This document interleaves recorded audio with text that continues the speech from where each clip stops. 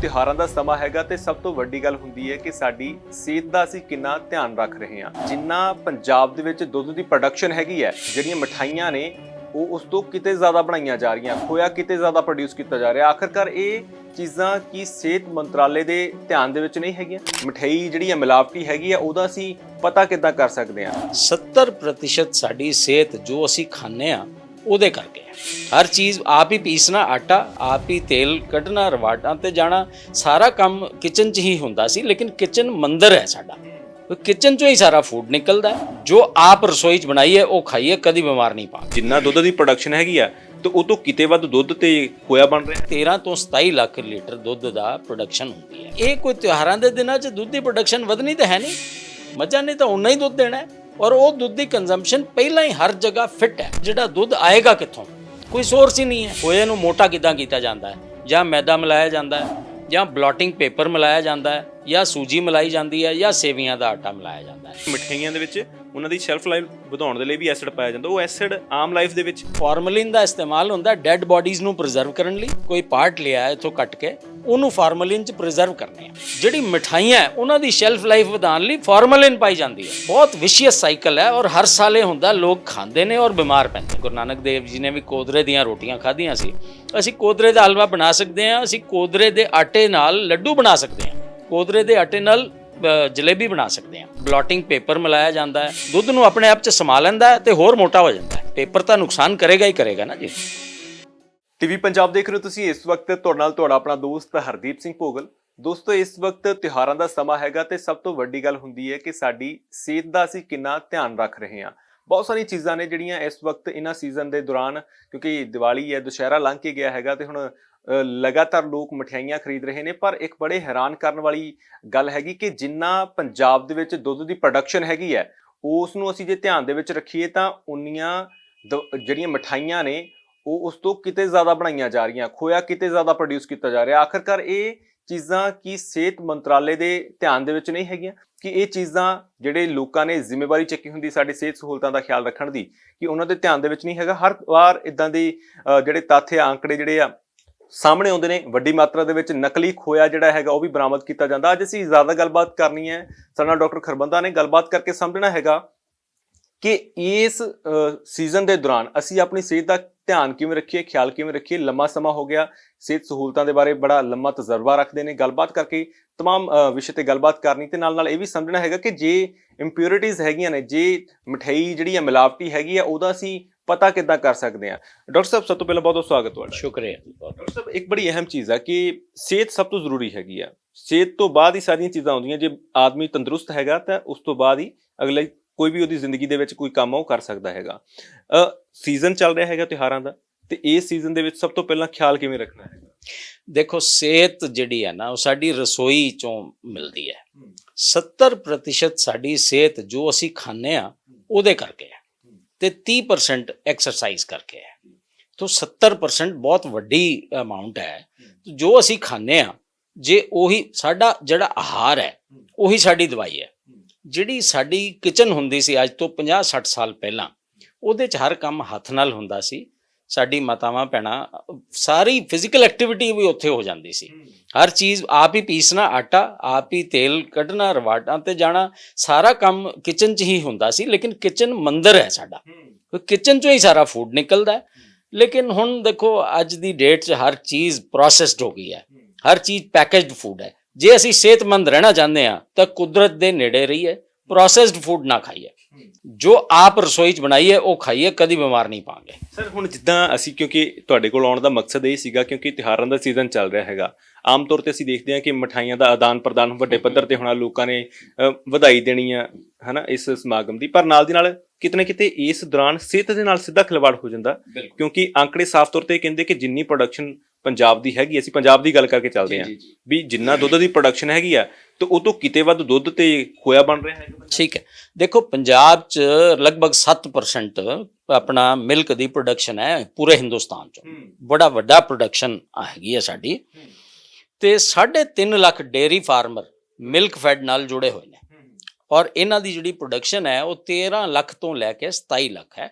Depend, ਕਿਸੇ season 'ਚ ਬਹੁਤ ਜ਼ਿਆਦਾ ਦੁੱਧ ਆ ਜਾਂਦਾ, ਕਿਸੇ 'ਚ ਘੱਟ ਆਉਂਦਾ, ਤੇ 13 ਤੋਂ 27 ਲੱਖ ਲੀਟਰ ਦੁੱਧ ਦਾ ਪ੍ਰੋਡਕਸ਼ਨ ਹੁੰਦੀ ਹੈ। ਲੇਕਿਨ ਸਾਨੂੰ ਇਹ ਗੱਲ ਸਮਝਣੀ ਪਏਗੀ ਕਿ ਇਹ ਕੋਈ ਤਿਉਹਾਰਾਂ ਦੇ ਦਿਨਾਂ 'ਚ ਦੁੱਧ ਦੀ ਪ੍ਰੋਡਕਸ਼ਨ ਵਧਣੀ ਤਾਂ ਹੈ ਨਹੀਂ, ਮੱਝਾਂ ਨੇ ਤਾਂ ਉਨਾ ਹੀ ਦੁੱਧ ਦੇਣਾ ਹੈ, ਔਰ ਉਹ ਦੁੱਧ ਦੀ ਕੰਜ਼ੰਪਸ਼ਨ ਪਹਿਲਾਂ ਹੀ ਹਰ ਜਗ੍ਹਾ ਫਿੱਟ ਹੈ। ਜਿੰਨੇ ਪੈਕਟ ਜਿਸ ਫੈਮਿਲੀ 'ਚ ਰੋਜ਼ ਇਸਤੇਮਾਲ ਹੁੰਦਾ ਹੈ ਉਨਾ ਹੀ ਹੋਣਾ ਹੈ, ਉਹ ਘਟਣਾ ਨਹੀਂ ਹੈ। ਤੇ ਇਹ ਆਪਣਾ ਜਿਹੜਾ ਦੁੱਧ ਆਏਗਾ ਕਿੱਥੋਂ, ਕੋਈ ਸੋਰਸ ਹੀ ਨਹੀਂ ਹੈ। ਤੇ ਉਸ ਸੋਰਸ ਨੂੰ ਪੈਦਾ ਕਰਨ ਵਾਸਤੇ ਜਿਹੜੇ ਸਾਡੇ ਹਲਵਾਈ ਨੇ ਜਾਂ ਜਿਹੜੀ ਮਿਠਾਈ ਪ੍ਰੋਡਕਸ਼ਨ ਦੀਆਂ ਅੱਜ ਕੱਲ੍ਹ ਤਾਂ ਕੰਪਨੀਜ਼ ਆ ਗਈਆਂ ਨੇ, ਉਹ ਕੀ ਕਰਦੀਆਂ ਨੇ, ਖੋਇਆ ਜਿਹੜਾ ਹੈ ਉਹ ਹੋਰ ਦੂਜੇ ਸਟੇਟਾਂ ਤੋਂ ਮੰਗਾਇਆ ਜਾਂਦਾ, ਯੂਪੀ ਤੋਂ ਜਾਂ ਹਰਿਆਣਾ ਤੋਂ, ਯਮੁਨਾ ਨਗਰ ਸਾਈਡ ਤੋਂ, ਸਹਾਰਨਪੁਰ ਤੋਂ ਬਹੁਤ ਖੋਇਆ ਆਉਂਦਾ ਇੱਥੇ, ਜੇ ਅਸੀਂ ਪੰਜਾਬ ਦੀ ਗੱਲ ਕਰ ਲਈਏ। ਔਰ ਉਹ ਤਾਂ ਟਰੱਕਾਂ ਦੇ ਟਰੱਕ ਇੰਪਿਓਰਿਟੀ ਵਾਲਾ ਖੋਇਆ ਮਿਲਦਾ, ਮਿਲਾਵਟੀ ਖੋਇਆ ਮਿਲਦਾ। ਹੁੰਦਾ ਕੀ ਹੈ, ਖੋਏ ਨੂੰ ਮੋਟਾ ਕਿੱਦਾਂ ਕੀਤਾ ਜਾਂਦਾ ਹੈ, ਜਾਂ ਮੈਦਾ ਮਿਲਾਇਆ ਜਾਂਦਾ ਹੈ, ਜਾਂ ਬਲੋਟਿੰਗ ਪੇਪਰ ਮਿਲਾਇਆ ਜਾਂਦਾ ਹੈ, ਜਾਂ ਸੂਜੀ ਮਿਲਾਈ ਜਾਂਦੀ ਹੈ, ਜਾਂ ਸੇਵੀਆਂ ਦਾ ਆਟਾ ਮਿਲਾਇਆ ਜਾਂਦਾ ਹੈ। ਇਹ ਸਾਰਾ ਕੁਝ ਮਿਲਾ ਕੇ ਖੋਏ ਨੂੰ ਮੋਟਾ ਥਿਕ ਕੀਤਾ ਜਾਂਦਾ ਹੈ ਤਾਂ ਕਿ ਦੁੱਧ ਨੂੰ ਸਖਤ ਥਿਕ ਕਰੇ। ਖੋਇਆ ਕੀ ਹੈ, ਕੰਡੈਂਸਡ ਮਿਲਕ। ਦੁੱਧ ਨੂੰ ਅਸੀਂ ਕਾੜੀ ਜਾਓ ਕਾੜੀ ਜਾਓ ਕਾੜੀ ਜਾਓ, ਐਂਡ 'ਚ ਖੋਇਆ ਬਣ ਗਿਆ, ਕੰਡੈਂਸਡ ਮਿਲਕ ਹੈ। ਤੇ ਕੰਡੈਂਸ ਕਰਨ ਦੇ ਵਿੱਚ ਜੇ 25 ਤੋਂ 30% ਤੁਸੀਂ ਐਸੀਆਂ ਚੀਜ਼ਾਂ ਮਿਲਾ ਦਿੱਤੀਆਂ ਤੇ ਕੋਈ ਗੱਲ ਨਹੀਂ। ਇੱਕ ਗੱਲ ਹੋਰ ਹੈ, ਚਲੋ ਇਹ ਤਾਂ ਫਿਰ ਵੀ ਠੀਕ ਹੈ, ਖੋਇਆ ਮੋਟਾ ਕਰ ਲਿਆ, ਇੰਪਿਓਰਿਟੀਜ਼ ਹੈ, ਸਿਹਤ ਹੀ ਵਿਗੜੇਗੀ, ਬਿਮਾਰੀ ਨਹੀਂ ਆਏਗੀ। ਲੇਕਿਨ ਜਿਹੜੀ ਮਿਠਾਈਆਂ ਉਹਨਾਂ ਦੀ ਸ਼ੈਲਫ ਲਾਈਫ ਵਧਾਉਣ ਲਈ ਫਾਰਮਲਿਨ ਪਾਈ ਜਾਂਦੀ ਹੈ, ਜਿਹੜਾ ਕਿ ਕਲਰਲੈਸ ਹੈ, ਉਹ ਸ਼ੈਲਫ ਲਾਈਫ ਵਧਾ ਦਿੰਦੀ ਮਿਠਾਈਆਂ ਦੀ। ਸੋ ਇਹ ਬਹੁਤ ਵਿਸ਼ੀਅਸ ਸਾਈਕਲ ਹੈ, ਔਰ ਹਰ ਸਾਲ ਇਹ ਹੁੰਦਾ, ਲੋਕ ਖਾਂਦੇ ਨੇ ਔਰ ਬਿਮਾਰ ਪੈਂਦੇ ਨੇ। ਤਾਂ ਸਭ ਤੋਂ ਪਹਿਲੀ ਗੱਲ ਤਾਂ ਇਹ ਹੈ ਕਿ ਬਾਜ਼ਾਰ ਦੀਆਂ ਬਣੀਆਂ ਮਿਠਾਈਆਂ ਨਾ ਖਾਓ। ਤੁਸੀਂ ਆਪ ਘਰੇ ਬਣਾਓ ਮਿਠਾਈਆਂ, ਆਪ ਆਪਣਾ ਖੋਇਆ ਤਿਆਰ ਕਰ ਲਓ ਤੇ ਘਰੇ ਖਾ ਲਓ, ਉਹ ਸਭ ਤੋਂ ਵਧੀਆ। ਲੇਕਿਨ ਇਹ ਹਰ ਬੰਦੇ ਕੋਲ ਟਾਈਮ ਨਹੀਂ ਹੈ, ਬਿਜ਼ੀ ਹੈ। ਦੂਜਾ ਗੱਲ, ਕਈ ਲੋਕ ਇਹਦਾ ਸੋਲਿਊਸ਼ਨ ਲੱਭਦੇ ਨੇ ਬਿਸਕਿਟਸ ਤੇ ਆਪਣਾ ਜੂਸਸ ਤੇ ਚਾਕਲੇਟਾਂ 'ਚ, ਉਹ ਵੀ ਚੰਗਾ ਨਹੀਂ ਹੈ, ਉਹ ਸਿਹਤ ਲਈ ਚੰਗੇ ਨਹੀਂ ਹੈ।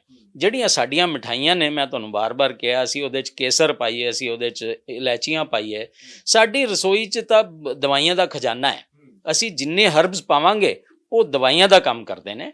ਤੇ ਜੇ ਅਸੀਂ ਆਪ ਮਿਠਾਈ ਬਣਾਵਾਂਗੇ, ਔਰ ਅੱਜ ਕੱਲ੍ਹ ਤਾਂ ਦੇਖੋ ਮੋਟੇ ਅਨਾਜ ਵਾਪਸ ਆ ਗਏ ਨੇ। ਗੁਰੂ ਨਾਨਕ ਦੇਵ ਜੀ ਨੇ ਵੀ ਕੋਦਰੇ ਦੀਆਂ ਰੋਟੀਆਂ ਖਾਧੀਆਂ ਸੀ। ਅਸੀਂ ਕੋਦਰੇ ਦਾ ਹਲਵਾ ਬਣਾ ਸਕਦੇ ਹਾਂ, ਅਸੀਂ ਕੋਦਰੇ ਦੇ ਆਟੇ ਨਾਲ ਲੱਡੂ ਬਣਾ ਸਕਦੇ ਹਾਂ, ਕੋਦਰੇ ਦੇ ਆਟੇ ਨਾਲ ਜਲੇਬੀ ਬਣਾ ਸਕਦੇ ਹਾਂ। ਬੜਾ ਸੌਖਾ ਕੰਮ ਹੈ। ਕੋਦਰੇ ਦਾ ਆਟਾ ਲੈਣਾ ਅੱਧਾ, 50%, ਨਾਰੀਅਲ ਦਾ ਤੇਲ ਤੇ ਖਜੂਰ ਦਾ ਗੁੜ, ਇਹ 3 ਚੀਜ਼ਾਂ ਨਾਲ ਦੁਨੀਆ ਦੀ ਸਭ ਤੋਂ ਸੇਫ, ਸਭ ਤੋਂ ਚੰਗੀ ਮਿਠਾਈ ਤਿਆਰ ਹੁੰਦੀ ਹੈ। ਸੋ ਇਹ ਬੜਾ ਸੌਖਾ ਇਲਾਜ ਹੈ।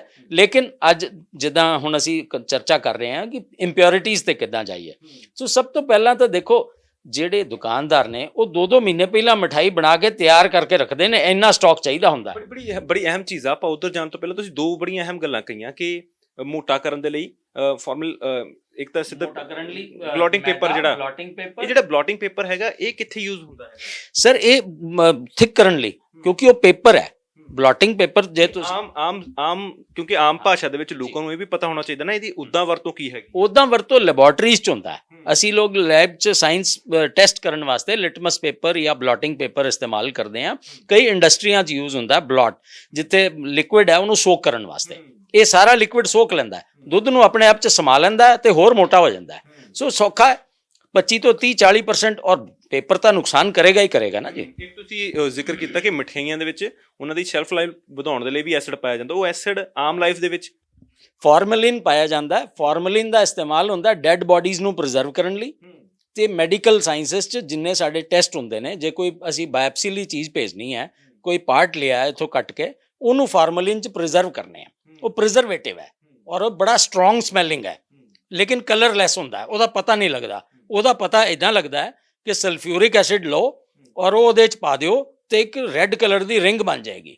ਜੇ ਉਹ ਬਣ ਗਈ, ਇਹਦਾ ਮਤਲਬ ਤੁਹਾਡੀ ਮਿਠਾਈ ਇੰਪਿਓਰ ਹੈ। ਇਹ ਬੜਾ ਆਸਾਨ ਤਰੀਕਾ ਹੈ, ਲੇਕਿਨ ਤੁਹਾਡੇ ਕੋਲ ਸਲਫਿਊਰਿਕ ਐਸਿਡ ਹੋਣਾ ਚਾਹੀਦਾ ਹੈ। ਇਹੀ ਸਲਫਿਊਰਿਕ ਐਸਿਡ ਇਸਤੇਮਾਲ ਹੁੰਦਾ ਹੈ ਜੇ ਤੁਸੀਂ ਖੋਏ 'ਚ ਪਾਓਗੇ ਤਾਂ ਉਹਦੇ 'ਚ ਬਲੂ ਕਲਰ ਦਾ ਆ ਜਾਂਦਾ ਹੈ, ਚੇਂਜ ਹੋ ਜਾਂਦਾ, ਰੰਗ ਚੇਂਜ ਹੋ ਜਾਂਦਾ। ਸੋ ਇਹ ਚੀਜ਼ਾਂ ਨਾਲ ਤੁਹਾਨੂੰ ਪਤਾ ਲੱਗ ਜਾਏਗਾ ਖੋਇਆ। ਵੈਸੇ ਖੋਏ ਦੀ ਬੜੀ ਸਿੰਪਲ ਪਛਾਣ ਹੈ। ਜੇ ਤੁਸੀਂ ਖੁਦ ਖੋਇਆ ਲੈਣ ਮਾਰਕੀਟ ਜਾ ਰਹੇ ਹੋ ਤੇ ਜਿਹੜਾ ਖੋਇਆ ਹੈ, ਕਿਉਂਕਿ ਉਹਦਾ ਬੇਸ ਦੁੱਧ ਹੈ, ਦੁੱਧ 'ਚੋਂ ਮੱਖਣ ਨਿਕਲਦਾ, ਦੁੱਧ 'ਚੋਂ ਘਿਓ ਨਿਕਲਦਾ, ਉਹਦੇ 'ਚ ਪੂਰੀ ਗਰੀਸ ਹੈ, ਸੋ ਚਿਕਨਾਪਨ ਹੁੰਦਾ।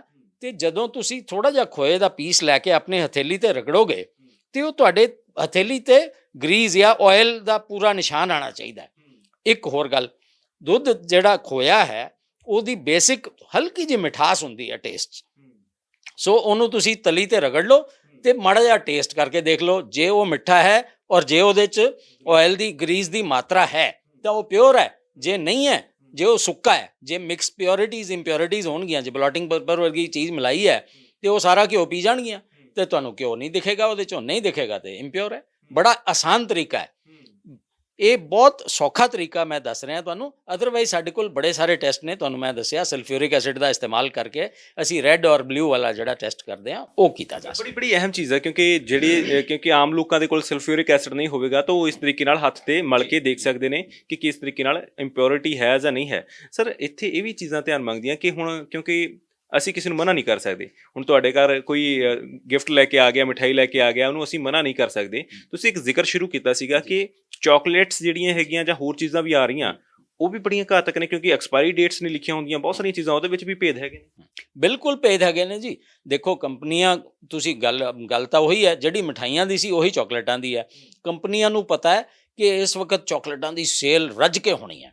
ਉਹ ਕੀ ਕਰਦੇ ਨੇ, ਉੱਪਰ ਇੱਕ ਅੱਜ ਕੱਲ੍ਹ ਫੈਸਟੀਵਲ ਪੈਕ ਆਉਂਦੇ ਨੇ, ਇੱਕ ਫੈਸਟੀਵਲ ਪੈਕ ਦੇ ਅੰਦਰ 20 ਪੈਕ ਹੋਰ ਨੇ, ਔਰ ਉਹ 20 ਪੈਕ ਨੇ ਜਿਹੜਾ ਸਿਲਵਰ ਫੋਇਲ 'ਚ ਚਾਕਲੇਟ ਤੁਹਾਡੀ ਪਈ ਹੈ, ਉਹਦੇ ਤੇ ਕੋਈ ਡੇਟ ਨਹੀਂ, ਪੈਕ ਦੇ ਉੱਪਰ ਡੇਟ ਹੈ, ਉੱਪਰ ਡੇਟ ਤਾਜ਼ੀ ਹੈ, ਅੰਦਰ ਕੀ ਹੈ ਉਹ ਰੱਬ ਜਾਣਦਾ ਹੈ। ਸੋ ਅੰਦਰ ਕਈ ਵਾਰੀ ਬੈਕ ਡੇਟ ਦੀਆਂ ਚਾਕਲੇਟਾਂ ਵੀ ਪਈਆਂ ਹੁੰਦੀਆਂ, ਕਈਆਂ ਤੇ ਡੇਟ ਹੈ ਹੀ ਨਹੀਂ। ਕਈ ਹੁਣ ਫੋਰਨ ਦੇ ਬੜੇ, ਕਿਉਂਕਿ ਗਲੋਬਲ ਹੈ ਹੁਣ, ਵਿਸ਼ਵ ਬੜਾ ਛੋਟਾ ਰਹਿ ਗਿਆ, ਚਾਈਨਾ ਤੋਂ ਚਾਕਲੇਟਾਂ ਆ ਰਹੀਆਂ ਨੇ, ਰੱਬ ਹੀ ਜਾਣਦਾ ਉਹਦੇ 'ਚ ਕੀ ਹੈ ਔਰ ਕਿੰਨਾ ਕੁ ਉਹਦਾ ਇੰਪਿਓਰਿਟੀਜ਼ ਹੈ। ਨੰਬਰ 2, ਚਾਕਲੇਟ ਸਾਡੀ ਸਿਹਤ ਲਈ ਵੀ ਚੰਗੀ ਨਹੀਂ ਹੈ। ਦੇਖੋ ਸਾਡੇ ਕੋਲ ਸਭ ਤੋਂ ਵਧੀਆ ਇਲਾਜ ਹੈ, ਅਸੀਂ ਆਪਣੇ ਮੇਵੇ ਖਾਈਏ, ਡਰਾਈ ਫਰੂਟਸ ਖਾਈਏ, ਉਹ ਜ਼ਿਆਦਾ, ਲੇਕਿਨ ਉਹ ਵੀ ਰਿਜ਼ਰਵ ਲਿਮਿਟਿਡ ਕੁਆਂਟਿਟੀ 'ਚ ਖਾਣੇ ਨੇ। ਅਖਰੋਟ ਸਾਡੇ ਦਿਮਾਗ ਲਈ ਬਹੁਤ ਚੰਗਾ ਹੈ, ਅਖਰੋਟ ਦੀ ਸ਼ਕਲ ਵੀ ਦੇਖੋ ਤਾਂ ਹਿਊਮਨ ਬ੍ਰੇਨ ਵਰਗੀ ਹੈ, ਉਹ ਸਾਡੇ ਲਈ ਦਿਮਾਗ ਲਈ ਚੰਗਾ ਹੈ। ਬਾਕੀ ਸਾਰੇ ਅਸੀਂ ਨੇਜ਼ੇ ਔਰ ਮਗਜ਼ ਤੇ ਆਪਣੇ ਡਰਾਈ ਫਰੂਟ, ਇਹ ਤਿੰਨੋਂ ਅਸੀਂ ਲੈ ਸਕਦੇ ਹਾਂ। ਨੇਜ਼ੇ ਔਰ ਮਗਜ਼ ਇਹ ਸੇਫ ਨੇ, ਬਹੁਤ ਸਵਾਸਥ ਲਈ ਵੀ ਚੰਗੇ ਨੇ, ਇਹਨਾਂ ਦੇ ਇਸਤੇਮਾਲ ਨਾਲ ਵੀ ਅਸੀਂ ਮਿਠਾਈ ਬਣਾ ਸਕਦੇ ਹਾਂ। ਔਰ ਡਰਾਈ ਫਰੂਟ ਦੇਣਾ ਇੱਕ ਹੋਰ ਹੈ ਕਿ ਡਰਾਈ ਫਰੂਟ ਤੁਹਾਡੇ ਸਾਹਮਣੇ ਹੈ, ਉਹਦੇ 'ਚ ਇੰਪਿਓਰਿਟੀ ਦਾ ਕੋਈ ਚਾਂਸ ਨਹੀਂ ਹੈ। ਸੋ ਇਸ ਲਈ ਇਹਨੂੰ ਤਵੱਜੋ ਦਿੱਤੀ ਜਾਏ ਕਿ ਡਰਾਈ ਫਰੂਟ ਦਾ ਇਸਤੇਮਾਲ ਜ਼ਿਆਦਾ ਕੀਤਾ ਜਾਏ। ਚਾਕਲੇਟ ਔਰ ਜੂਸ ਬਹੁਤ ਹਾਨੀਕਾਰਕ ਹੈ। ਇੱਕ ਗਲਾਸ ਜੂਸ 'ਚ 8 ਚਮਚ ਚੀਨੀ ਹੈ, ਔਰ ਜੇ ਅਸੀਂ 1 ਚਮਚ ਚੀਨੀ 1 ਸਾਲ ਨਹੀਂ ਖਾਵਾਂਗੇ ਤਾਂ 1 ਕਿਲੋ ਵਜ਼ਨ ਘਟ ਜਾਏਗਾ।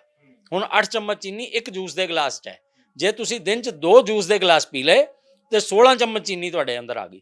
ਇੰਨਾ ਸ਼ੂਗਰ ਆਏਗੀ ਤਾਂ ਡਾਇਬਟੀਜ਼ ਵੀ ਹੋਏਗੀ, ਔਰ ਕਿੱਥੋਂ ਤੁਸੀਂ ਉਹਨੂੰ ਹਜ਼ਮ ਕਰੋਗੇ, ਮੋਟਾਪਾ ਆਪੇ ਵਧੇਗਾ, ਸਿਹਤ ਆਪੇ ਖਰਾਬ ਹੋਏਗੀ। ਇੱਕ ਬੜੀ ਅਹਿਮ ਚੀਜ਼, ਜਿਵੇਂ ਅਸੀਂ ਦੇਖ ਰਹੇ ਹਾਂ ਕਿ ਅਸੀਂ ਆਪਣੀ ਜ਼ਿੰਮੇਵਾਰੀ ਕਈ ਵੇਲੇ ਸਰਕਾਰਾਂ ਨੂੰ ਦਿੱਤੀ ਹੁੰਦੀ ਹੈ। ਅਸੀਂ ਪਾਰਟੀਆਂ ਦੀ ਗੱਲ ਛੱਡੀਏ, ਭਾਵੇਂ ਜਿਹੜੀ ਮਰਜ਼ੀ ਪਾਰਟੀ ਦੀ ਸਰਕਾਰ ਹੋਵੇ, ਪਰ ਸਰਕਾਰਾਂ ਦੇ ਉੱਪਰ ਬਹੁਤ ਆਸ ਹੁੰਦੀ ਹੈ ਕਿ ਉਹਨਾਂ ਨੇ ਸਾਡੀ ਸਿਹਤ ਦਾ ਖਿਆਲ ਰੱਖਣਾ ਹੁੰਦਾ। ਬੜੀ ਹੈਰਾਨੀ ਰਹੀ ਹੈ ਕਿ ਬਾਕੀ ਵਿਦੇਸ਼ੀ ਮੁਲਕਾਂ ਦੀ ਅਸੀਂ ਗੱਲ ਕਰ ਲਈਏ, ਕੈਨੇਡਾ ਅਮਰੀਕਾ ਦੀ ਗੱਲ ਕਰ ਲਈਏ ਜਾਂ ਹੋਰ ਕੰਟਰੀਆਂ ਦੀ ਗੱਲ ਕਰ ਲਈਏ, ਉੱਥੇ ਸਿਹਤ ਨੂੰ ਤਵੱਜੋ ਬੜੀ ਦਿੱਤੀ ਜਾਂਦੀ ਹੈ, ਤੇ ਜੇ ਕੋਈ ਸਿਹਤ ਦੇ ਨਾਲ ਖਿਲਵਾੜ ਕਰਨ ਦੀ ਕੋਸ਼ਿਸ਼ ਕਰਦਾ ਤਾਂ ਵੱਡੇ ਐਕਸ਼ਨ ਹੁੰਦੇ ਨੇ। ਲੱਗਦਾ ਕਿ ਇੱਥੇ ਕਮੀ ਰਹੀ ਹੈ, ਕਿਉਂਕਿ ਤੁਸੀਂ ਡਾਕਟਰ ਹੋ, ਤੁਸੀਂ ਨਜ਼ਦੀਕ ਤੋਂ ਸਮਝਦੇ ਹੋ ਚੀਜ਼ਾਂ ਨੂੰ, ਕਿ ਇੱਥੇ ਹਾਲੇ ਵੀ ਵੱਡੇ ਪੱਧਰ ਤੇ ਲੋਕਾਂ ਦੀ ਸਿਹਤ ਦੇ ਨਾਲ ਖਿਲਵਾੜ ਹੋ ਰਿਹਾ, ਮਿਲਾਵਟੀ ਚੀਜ਼ਾਂ ਵਿਕ ਰਹੀਆਂ ਨੇ। ਦੇਖੋ ਹਿੰਦੁਸਤਾਨ 'ਚ ਇੱਕ ਤਾਂ ਕਰਪਸ਼ਨ ਬਹੁਤ ਹੈ। ਜੇ ਕੋਈ ਫੂਡ ਇੰਸਪੈਕਟਰ ਆਏਗਾ ਵੀ ਜ਼ਰੂਰ ਜਾਂਦੇ ਨੇ ਔਰ ਹਜ਼ਾਰਾਂ ਟਨ ਵਹਾ ਵੀ ਦਿੰਦੇ ਨੇ ਮਿਠਾਈਆਂ। ਹੁਣੇ ਵੀ ਚੰਡੀਗੜ੍ਹ ਸਵੀਟਸ ਦੇ ਸੈਂਪਲ ਫੇਲ ਹੋਏ ਨੇ ਇੱਥੇ, ਔਰ ਉਹ ਸਿਰਫ ਸੈਂਪਲ ਫੇਲ ਹੁੰਦੇ ਨੇ, ਜਿਹੜਾ ਪ੍ਰੋਡਿਊਸ ਬਣਿਆ ਹੁੰਦਾ ਉਹਨੂੰ ਡਿਸਟਰੋਏ ਕਰ ਦਿੱਤਾ ਜਾਂਦਾ, ਹੋਰ ਕੋਈ ਬਹੁਤ ਵੱਡਾ ਐਕਸ਼ਨ ਨਹੀਂ ਲਿਆ ਜਾਂਦਾ। ਹੁਣ ਇਹਦੇ ਹਰ ਸਰਕਾਰ, ਚਾਹੇ ਕੋਈ ਸਰਕਾਰ ਆਏ, ਮੈਂ ਕਿਸੇ ਸਰਕਾਰ ਦਾ ਵੈਸੇ ਨਾਂ ਨਹੀਂ ਲੈਂਦਾ, ਲੇਕਿਨ ਇਹ ਕਾਮਨ ਪ੍ਰੈਕਟਿਸ ਹੈ। ਚਾਹੇ ਅਸੀਂ ਚੰਡੀਗੜ੍ਹ ਦੀ ਗੱਲ ਕਰ ਲਈਏ, ਚਾਹੇ ਪੰਜਾਬ ਦੀ ਕਰ ਲਈਏ, ਚਾਹੇ ਹਰਿਆਣਾ ਦੀ ਕਰ ਲਈਏ, ਚਾਹੇ ਯੂਪੀ ਦੀ ਕਰ ਲਈਏ। ਮੈਂ ਤੁਹਾਨੂੰ ਦੱਸਿਆ ਕਿ ਯੂਪੀ ਔਰ ਹਰਿਆਣਾ ਮੈਕਸਿਮਮ ਸੋਰਸ ਹੈ ਜਿੱਥੋਂ ਖੋਇਆ ਆਉਂਦਾ ਟਰੱਕਾਂ ਭਰ ਕੇ, ਔਰ ਉਹ ਇੰਪਿਓਰ ਹੈ। ਇਹ ਸਾਰਿਆਂ ਨੂੰ ਪਤਾ ਹੈ, ਜੇ ਮੈਨੂੰ ਪਤਾ ਹੈ, ਤੁਹਾਨੂੰ ਪਤਾ ਹੈ, ਤੇ ਅਫਸਰਾਂ ਨੂੰ ਵੀ ਪਤਾ ਹੈ। ਲੇਕਿਨ ਸਾਡਾ ਸਿਸਟਮ ਐਸਾ ਹੈ ਜਿਹਦੇ 'ਚ ਅਸੀਂ ਕੁਝ ਲੰਬਾ ਚੌੜਾ ਕਰ ਨਹੀਂ ਸਕਦੇ। ਹਾਲਾਂਕਿ ਚੰਡੀਗੜ੍ਹ 'ਚ ਸਟ੍ਰਿਕਟਨੈਸ ਆ ਗਈ ਹੈ, ਐਕਸਪਾਇਰੀ ਡੇਟ ਲਿਖਣੀ ਜ਼ਰੂਰੀ ਹੈ ਮਿਠਾਈਆਂ 'ਤੇ। ਜਦੋਂ ਤੁਸੀਂ ਸ਼ੈਲਫ ਲਾਈਫ ਉੱਥੇ ਲਗਾਉਣੀ ਹੈ, ਮਿਠਾਈ ਆਪਣੀ ਦੁਕਾਨ 'ਤੇ ਹਲਵਾਈ ਨੇ ਲਗਾਉਣੀ ਹੈ, ਉੱਥੇ ਐਕਸਪਾਇਰੀ ਡੇਟ ਲਿਖਣੀ ਜ਼ਰੂਰੀ ਹੋ ਗਈ ਹੈ। ਪਰ ਉਹ ਕਿੰਨੇ ਸਟ੍ਰਿੰਜੈਂਟ ਮੈਜ਼ਰਸ ਨੇ, ਕੌਣ ਉਹਨੂੰ ਚੈੱਕ ਕਰਨ ਵਾਲਾ ਹੈ? ਬਹੁਤ ਘੱਟ ਸਟਾਫ ਹੈ ਜਿਹੜਾ, ਜੇ ਪੂਰਾ ਸ਼ਹਿਰ ਦੀ ਅਸੀਂ ਗੱਲ ਕਰੀਏ ਡਰੱਗ ਇੰਸਪੈਕਟਰਾਂ ਦੀ, ਦਵਾਈਆਂ ਚੈੱਕ ਕਰਨ ਵਾਲੇ ਤਾਂ 6 ਨੇ, ਔਰ ਦਵਾਈਆਂ ਇਹ ਸਟੋਰ ਇੰਨੇ ਨੇ ਵੀ ਉਹ ਸਾਲ 'ਚ ਇੱਕ ਵਾਰੀ ਤੋਂ ਵੱਧ ਵਿਜ਼ਿਟ ਹੀ ਨਹੀਂ ਕਰ ਸਕਦੇ। ਇਹੀ ਹਾਲ ਹਲਵਾਈਆਂ ਦਾ ਹੈ। ਜੇ ਇੰਸਪੈਕਟਰ ਹੈਗੇ ਨੇ 10 ਤੇ ਦੁਕਾਨਾਂ ਹੈਗੀਆਂ ਨੇ 1000, ਉਹ ਸਾਲ 'ਚ ਇੱਕ ਵਾਰੀ ਆਪ ਆਉਣਗੇ। ਹੋਰ ਤਾਂ ਕੁਝ ਕਰ ਹੀ ਨਹੀਂ ਪਾਣਗੇ। ਸੋ ਰੂਟੀਨ ਚੈਕਿੰਗ ਸਾਡੀ ਬਹੁਤ ਮਿਸਿੰਗ ਹੈ। ਦੇਖੋ ਇਹ ਇਸ ਕਰਕੇ ਹਿੰਦੁਸਤਾਨ ਵਰਗੇ 130 ਤੋਂ ਵੱਧ ਕਰੋੜ ਵਾਲੇ ਮੁਲਕ 'ਚ ਇੱਕੋ ਹੀ ਇਲਾਜ ਹੈ, ਜਦ ਤੱਕ ਅਸੀਂ ਖੁਦ ਨੂੰ ਸੁਧਾਰਾਂਗੇ ਨਹੀਂ।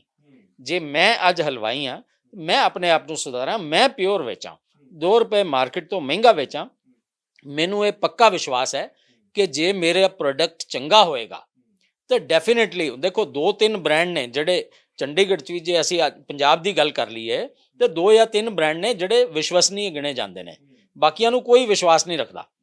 ਤੇ ਉਹਨਾਂ ਨੇ ਜੇ ਵਿਸ਼ਵਾਸ ਕਮਾਇਆ ਹੈ ਕੁਝ ਬ੍ਰਾਂਡਸ ਨੇ, ਔਰ ਉਹ ਡੇਟ ਵੀ ਲਿਖ ਰਹੇ ਨੇ, ਤੇ ਇਸ ਕਰਕੇ ਸਾਨੂੰ ਇਹ ਚਾਹੀਦਾ ਹੈ ਕਿ ਰਿਪਿਊਟਡ ਦੁਕਾਨ ਤੋਂ ਲਈਏ, ਥੋੜੀ ਮਹਿੰਗੀ ਮਿਠਾਈ ਖਰੀਦ ਲਈਏ ਤਾਂ ਸ਼ਾਇਦ ਸੇਫ ਹੋ ਜਾਈਏ। ਸਰ ਆਖਰੀ ਸਵਾਲ, ਜਿਵੇਂ ਮੈਂ ਜ਼ਿਕਰ ਕਰਨ ਦੀ ਕੋਸ਼ਿਸ਼ ਕੀਤੀ ਸੀ ਕਿ ਮਠਿਆਈ ਆਈ ਜਾਂਦੀ ਹੈ ਘਰ ਸਾਡੇ, ਤੇ ਬੱਚਿਆਂ ਨੂੰ ਅਸੀਂ ਰੋਕ ਨਹੀਂ ਸਕਦੇ। ਜੇ ਬੱਚਿਆਂ ਨੇ ਮਠਿਆਈ ਖਾ ਲਈ ਹੈ ਇਨ ਕੇਸ, ਜਾਂ ਕਿਸੇ ਨੇ ਖਾ ਲਈ ਹੈਗੀ ਹੈ, ਇੰਪਿਓਰ ਮਠਿਆਈ ਸੀਗੀ, ਤਾਂ ਉਸ ਤੋਂ ਬਾਅਦ ਵੀ ਕੋਈ ਪ੍ਰੀਕਾਸ਼ਨਸ ਹੈਗੀਆਂ ਜਿਹੜੀਆਂ ਅਸੀਂ ਵਰਤ ਸਕਦੇ ਤਾਂ ਜੋ ਉਸ ਤੋਂ ਉਹਦੇ ਜਿਹੜੇ ਸਾਈਡ ਇਫੈਕਟ ਜ਼ਿਆਦਾ ਹੋਣ ਵਾਲੇ ਆ ਉਹਨਾਂ ਤੋਂ ਬਚ ਜਾਈਏ? ਬਿਲਕੁਲ, ਬਹੁਤ ਅੱਛਾ ਸਵਾਲ ਹੈ। ਦੇਖੋ ਮਿਠਾਈ ਤਾਂ ਹੋਣੀ ਹੈ, ਗੱਲ ਤੁਹਾਡੀ ਠੀਕ ਹੈ। ਤੁਸੀਂ ਨਹੀਂ ਖਰੀਦੀ, ਕੋਈ ਹੋਰ ਲਿਆ ਕੇ ਦੇ ਗਿਆ। ਸਭ ਤੋਂ ਪਹਿਲੀ ਗੱਲ, ਉਹਦੀ ਕੁਆਂਟੀਟੀ ਘੱਟ ਖਾਈਏ। ਜੇ ਤੁਸੀਂ ਮਿਠਾਈ ਖਾਣੀ ਹੈ ਤੇ ਉਸ ਦਿਨ ਰੋਟੀਆਂ, ਜੇ ਤੁਸੀਂ ਰੂਟੀਨ 'ਚ 4 ਫੁਲਕੇ ਖਾਂਦੇ ਹੋ ਤੇ ਰੋਟੀ 1 ਖਾ ਲਓ ਤੇ 2 ਪੀਸ ਮਿਠਾਈ ਦੇ ਖਾ ਲਓ, ਫਿਰ ਤੁਸੀਂ ਬਿਮਾਰ ਪੈਣ ਦੇ ਚਾਂਸਸ ਬਹੁਤ ਘੱਟ ਜਾਣਗੇ। ਜੇ ਤੁਸੀਂ ਰੋਟੀ ਵੀ ਪੂਰੀ ਖਾ ਲਈ, ਫਿਰ ਮਿਠਾਈ ਦੇ ਵੀ 6 ਪੀਸ ਖਾ ਲਏ, ਤੇ ਡੈਫੀਨੇਟਲੀ ਓਵਰ ਈਟਿੰਗ ਹੋਏਗੀ, ਤੁਹਾਨੂੰ ਫੂਡ ਪੋਇਜ਼ਨਿੰਗ ਹੋਏਗੀ। ਨੰਬਰ 2, ਜੇ ਇੰਪਿਓਰ ਮਿਠਾਈ ਹੈ, ਦੇਖੋ ਮੈਂ ਫਿਰ ਵੀ ਅਪੀਲ ਤੁਹਾਡੇ ਥਰੂ ਕਰ ਦਿੰਦਾ ਸਾਰੇ ਹਲਵਾਈ ਭਰਾਵਾਂ ਨੂੰ ਕਿ ਜੇ ਮਿਲਾਵਟ ਵੀ ਕਰਨੀ ਹੈ ਤੇ ਮੈਦੇ ਦੀ ਕਰ ਲਓ, ਤੇ ਐਸੀ ਚੀਜ਼ਾਂ ਦੀ ਕਰੋ ਜਿਹੜੀ ਸਿਹਤ ਨੂੰ ਨੁਕਸਾਨ ਦੇ ਨਾ ਪਹੁੰਚਾਉਣ ਘੱਟ ਤੋਂ ਘੱਟ, ਕਿਉਂਕਿ ਕਈ ਵਾਰੀ ਲਾਲ ਰੰਗ ਵਾਸਤੇ ਰੋੜੀ ਕੁੱਟ ਕੇ ਪਾਈ ਜਾਂਦੀ ਮਿਠਾਈ 'ਚ। ਹੁਣ ਇਹੋ ਜਿਹਾ ਕੰਮ ਨਾ ਕਰਨ, ਜੋ ਵੀ ਕਰਨ ਤੇ ਐਟਲੀਸਟ ਸਿਹਤ ਦਾ ਖਿਆਲ ਰੱਖਣ। ਤੇ ਉਹਦੇ ਨਾਲ ਕੀ ਹੈ ਕਿ ਅਸੀਂ ਕੁਆਂਟੀਟੀ ਘੱਟ ਲੈ ਲਈਏ। ਮਿਠਾਈ ਦੇ 1 ਪੀਸ ਦਿਨ 'ਚ ਡਿਵਾਈਡਡ 4 ਵਾਰੀ ਖਾ ਲਓ ਤੁਸੀਂ, ਤੇ ਨਹੀਂ ਖਰਾਬ ਕਰੇਗੀ ਤੁਹਾਨੂੰ, ਔਰ ਉਸ ਟਾਈਮ ਰੋਟੀ ਘਟਾ ਲਓ। ਔਰ ਦੂਜੀ ਗੱਲ, 1 ਫੁਲਕਾ ਖਾਣਾ ਹੈ ਤੇ 3 ਕਿਲੋਮੀਟਰ ਦੀ ਸੈਰ ਕਰਨੀ ਹੈ ਉਸ 1 ਫੁਲਕੇ ਨੂੰ ਹਜਮ ਕਰਨ ਵਾਸਤੇ। ਹੁਣ ਇਹ ਗੱਲਾਂ ਤਾਂ ਐਕਸਰਸਾਈਜ਼ ਤਾਂ ਕਰਨੀ ਹੀ ਪੈਗੀ। ਜੇ ਤੁਸੀਂ ਹੈਵੀ ਫੂਡ ਖਾਣਾ ਹੈ, ਦੀਵਾਲੀ ਵਾਲੇ ਦਿਨ ਸਾਈਕਲਿੰਗ ਕਰ ਲਓ, ਵੈਸੇ ਵੀ ਸੜਕਾਂ 'ਤੇ ਰਸ਼ ਬਹੁਤ ਹੈ, ਜਾਂ ਪੈਦਲ ਚੱਲ ਲਓ, ਨਾਲ ਤੁਸੀਂ ਹਜਮ ਕਰ ਸਕਦੇ ਹੋ। ਲੇਕਿਨ ਡਰਾਈ ਫਰੂਟ, ਮਗਜ਼ ਤੇ ਨੇਜ਼ੇ, ਇਹ ਚੰਗਾ ਸੋਲਿਊਸ਼ਨ ਹੈ।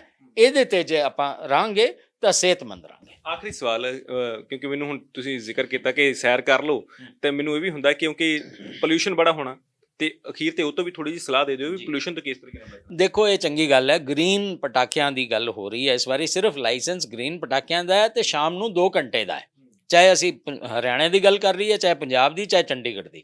ਲੇਕਿਨ ਗੱਲ ਉਹੀ ਹੈ ਕਿ ਚੈੱਕ ਕਰਨ ਵਾਲਾ ਕੋਈ ਨਹੀਂ ਹੈ। ਸ਼ੁਰੂ ਹੋਣਾ 5 ਵਜੇ ਪਟਾਕੇ, ਜਾਂ ਦਿਨੇ ਹੀ ਸ਼ੁਰੂ ਹੋ ਜਾਣੇ ਔਰ ਰਾਤ ਤੱਕ ਚੱਲਣੇ ਨੇ, ਕੰਟਰੋਲ ਕੋਈ ਨਹੀਂ ਹੁੰਦਾ। ਗ੍ਰੀਨ ਪਟਾਕੇ ਨੇ ਸਿਰਫ। ਲੇਕਿਨ ਮੈਂ ਹਲੇ ਅੱਜ ਹੀ ਸਵੇਰੇ ਅਖਬਾਰ ਪੜ੍ਹ ਰਿਹਾ ਸੀ ਵੀ ਪਟਿਆਲੇ 'ਚ ਦਿਨ 'ਚ 1 ਸਿਰਫ ਮਾਰਕੀਟ 'ਚ ਅਲਾਊਡ ਹੈ, ਲੇਕਿਨ 10 ਕੁ ਜਗ੍ਹਾ ਬਾਜ਼ਾਰ ਪਹਿਲਾਂ ਹੀ ਲੱਗ ਚੁੱਕੇ ਨੇ। ਕਿੱਥੇ ਰੋਕਾਂਗੇ? ਸੋ ਉਹਦੇ 'ਚ ਜੇ ਪੋਲਿਊਸ਼ਨ ਤੋਂ ਬਚਣਾ ਹੈ, ਉਹਦਾ ਸਾਡੇ ਕੋਲ ਇਲਾਜ ਹੈ। ਤੁਸੀਂ ਨੱਕ ਦੇ ਅੰਦਰ ਕੋਈ ਵੀ ਆਇਲ, ਥਿਕ ਡੈਂਸਿਟੀ ਵਾਲਾ, ਜਾਂ ਦੇਸੀ ਘਿਓ ਜਾਂ ਓਲਿਵ ਆਇਲ, ਇਹ ਪਹਿਲਾਂ ਹੀ ਕੋਟ ਕਰ ਲਓ ਤਾਂ ਕਿ ਤੁਹਾਨੂੰ ਜਿਹੜੀ ਇੰਪਿਓਰਿਟੀਜ਼ ਨੇ ਉਹ ਬਾਹਰ ਹੀ ਰੁਕ ਜਾਣ। ਇਹ ਇੱਕ ਅਸੀਂ ਫਿਜ਼ੀਕਲ ਬੈਰੀਅਰ ਕਰ ਸਕਦੇ ਹਾਂ। ਨੰਬਰ 2, ਅਸੀਂ ਫੇਸ ਤੇ ਮਾਸਕ ਪਾ ਸਕਦੇ ਹਾਂ ਤਾਂ ਕਿ ਫਿਲਟਰ ਹੋ ਕੇ ਆ ਜਾਣ। ਨੰਬਰ 2, ਬਾਹਰ ਜਾਈਏ ਤੇ ਉਦੋਂ ਮਾਸਕ ਹੀ ਪਾ ਲਈਏ ਥੋੜੇ ਦਿਨ। ਔਰ N95 ਦਾ ਸਪੈਸ਼ਲ ਮਾਸਕ ਆਉਂਦਾ ਜਿਹੜਾ ਚੋਂ ਸਾਹ ਵੀ ਲੈ ਸਕਦੇ ਹੋ ਔਰ ਜਿਹੜਾ ਇੰਪਿਓਰਿਟੀਜ਼ ਨੂੰ ਵੀ ਰੋਕ ਲੈਂਦਾ। ਅਸੀਂ ਇਸ ਮਾਸਕ ਦੀ ਵਰਤੋਂ ਕਰ ਸਕਦੇ ਹਾਂ ਔਰ ਕੋਸ਼ਿਸ਼ ਕਰੀਏ ਕਿ ਨੱਕ 'ਚ, ਜਿੱਦਾਂ ਮੈਂ ਤੁਹਾਨੂੰ ਦੱਸਿਆ ਵੀ ਹਾਈ ਡੈਂਸਿਟੀ ਆਇਲ ਲਗਾ ਲਈਏ ਤਾਂ ਕਿ ਜੇ ਕੋਈ ਇੰਪਿਓਰਿਟੀਜ਼ ਆਂਦੀ ਵੀ ਹੈ ਤਾਂ ਬਾਹਰ ਹੀ ਰੁਕ ਜਾਏ, ਸਰੀਰ ਦੇ ਅੰਦਰ ਜਾ ਕੇ ਨੁਕਸਾਨ ਨਾ ਕਰੇ। ਹਾਂ, ਜਿਹੜੇ ਦਮੇ ਵਾਲੇ ਮਰੀਜ਼ ਨੇ ਉਹਨਾਂ ਨੂੰ ਖਿਆਲ ਰੱਖਣਾ ਪਏਗਾ, ਉਹ ਬਿਲਕੁਲ ਬਾਹਰ ਨਾ ਨਿਕਲਣ ਔਰ ਆਪਣਾ ਇਨਹੇਲਰ ਨੇੜੇ ਰੱਖਣ ਆਪਣੇ, ਔਰ steroid inhaler as a preventive ਵੀ ਲੈ ਲੈਣ, ਕਿਉਂਕਿ ਸਾਹ 'ਚ ਹੀ ਉਦੋਂ ਤੁਹਾਡਾ ਮੁਸ਼ਕਿਲ ਆਉਣੀ ਹੈ। ਤੇ ਤੁਸੀਂ ਪਹਿਲਾਂ ਹੀ ਆਪਣੇ ਪਫ ਸਵੇਰੇ ਹੀ ਪ੍ਰੀਵੈਂਟਿਵ ਡੋਜ਼ ਲੈ ਲਓ, 2 ਪਫ ਦੀ ਦਿਨ 'ਚ 4 ਜਾਂ 5 ਵਾਰੀ ਡੋਜ਼ ਲੈ ਲਓ ਤਾਂ ਕਿ ਤੁਹਾਨੂੰ ਕੋਈ ਅਟੈਕ ਆਉਣ ਦਾ ਚਾਂਸ ਹੀ ਨਾ ਰਹੇ। Thank you. ਸੋ ਇਸ ਨਾਲ ਡਾਕਟਰ ਖਰਬੰਦਾ ਜਿਨ੍ਹਾਂ ਦੇ ਨਾਲ ਅੱਜ ਉਚੇਚੇ ਤੌਰ ਤੇ ਪਹੁੰਚ ਕੇ ਗੱਲਬਾਤ ਕਰਨ ਦਾ ਮਕਸਦ ਹੀ ਇਹ ਸੀਗਾ, ਕਿਉਂਕਿ ਤਿਉਹਾਰਾਂ ਦਾ ਸਮਾਂ ਹੈਗਾ, ਤਿਉਹਾਰ ਖੁਸ਼ੀਆਂ ਲੈ ਕੇ ਆਉਂਦੇ ਤੇ ਅਸੀਂ ਨਹੀਂ ਚਾਹੁੰਦੇ ਕਿ ਖੁਸ਼ੀਆਂ ਜਿਹੜੀਆਂ ਨੇ ਗਮੀਆਂ 'ਚ ਕਿਸੇ ਵੀ ਤਰੀਕੇ ਬਦਲਣ, ਕਿਉਂਕਿ ਸਿਹਤ ਦਾ ਖਿਆਲ ਰੱਖਣਾ ਬਹੁਤ ਜ਼ਰੂਰੀ ਹੈਗਾ। ਤਾਂ ਉਹਨਾਂ ਨੇ ਤਮਾਮ ਚੀਜ਼ਾਂ ਦੱਸੀਆਂ ਕਿ ਕਿਸ ਤਰੀਕੇ ਨਾਲ ਮਿਲਾਵਟਾਂ ਹੁੰਦੀਆਂ ਨੇ, ਕਿਉਂਕਿ ਜਿੰਨੀ ਪ੍ਰੋਡਕਸ਼ਨ ਆ ਉਨੀਆਂ ਚੀਜ਼ਾਂ ਬਣ ਨਹੀਂ ਸਕਦੀਆਂ, ਉਸ ਤੋਂ ਬਹੁਤ ਪ੍ਰੋਡਕਸ਼ਨ ਘੱਟ ਹੁੰਦੀ ਹੈ ਤੇ ਇਸ ਸੀਜ਼ਨ ਦੇ ਦੌਰਾਨ ਬਹੁਤ ਸਾਰੀਆਂ ਮਠਿਆਈਆਂ ਹੱਦੋਂ ਵੱਧ ਬਣਦੀਆਂ ਨੇ ਤੇ ਖੋਇਆ ਜਿਹੜਾ ਵਰਤਿਆ ਜਾਂਦਾ ਉਹ ਉਹਦੇ ਵਿੱਚ ਉੱਚੇ ਤੌਰ ਤੇ ਕਿਹਾ ਕਿ ਬਹੁਤ ਸਾਰੀ ਇੰਪਿਓਰਿਟੀਜ਼ ਹੁੰਦੀਆਂ, ਕਿਹੜੀਆਂ ਚੀਜ਼ਾਂ ਪਾਈਆਂ ਜਾਂਦੀਆਂ, ਕਿਹੜੇ ਐਸਿਡ ਪਾਏ ਜਾਂਦੇ, ਪ੍ਰੀਜ਼ਰਵੇਟਿਵ ਪਾਏ ਜਾਂਦੇ ਕਿ ਉਹਦੀ ਸ਼ੈਲਫ ਲਾਈਫ ਵੱਧ ਜਾਵੇ। ਤਾਂ ਬਹੁਤ ਸਾਰੀਆਂ ਚੀਜ਼ਾਂ ਉਹਨਾਂ ਨੇ ਦੱਸੀਆਂ ਹੈਗੀਆਂ ਤੇ ਅਸੀਂ ਆਪਣਾ ਕਿਵੇਂ ਖਿਆਲ ਰੱਖ ਸਕਦੇ ਇਸ ਸਮੇਂ ਦੇ ਦੌਰਾਨ, ਉਹ ਵੀ ਉਹਨਾਂ ਨੇ ਬਾਖੂਬੀ ਸਾਨੂੰ ਸਮਝਾਇਆ ਹੈਗਾ। ਮੈਨੂੰ ਲੱਗਦਾ ਕਿ ਇਸ ਸਮੇਂ ਸਾਨੂੰ ਆਪਣੀ ਸਿਹਤ ਦਾ ਧਿਆਨ ਜਿਹੜਾ ਹੈਗਾ ਉਹ ਜ਼ਰੂਰ ਰੱਖਣਾ ਚਾਹੀਦਾ ਤੇ ਤਿਉਹਾਰ ਦੀ ਖੁਸ਼ੀ ਵੀ ਬਰਕਰਾਰ ਰਹੇ ਤੇ ਨਾਲ ਦੀ ਨਾਲ ਅਸੀਂ ਆਪਣੀ ਸਿਹਤ ਨੂੰ ਵੀ ਸਿਹਤਯਾਬ ਰੱਖੀਏ। ਤੁਸੀਂ ਇਸ ਬਾਰੇ ਕੀ ਸੋਚਦੇ ਹੋ? ਆਪਣੇ ਕੀਮਤੀ ਸੁਝਾਅ ਸਾਡੇ ਨਾਲ ਜ਼ਰੂਰ ਸਾਂਝੇ ਕਰਿਓ। ਸਹਿਯੋਗੀ ਜਸਵਿੰਦਰ ਦੇ ਨਾਲ ਹਰਦੀਪ ਸਿੰਘ ਭੋਗਲ, ਟੀਵੀ ਪੰਜਾਬ, ਚੰਡੀਗੜ੍ਹ।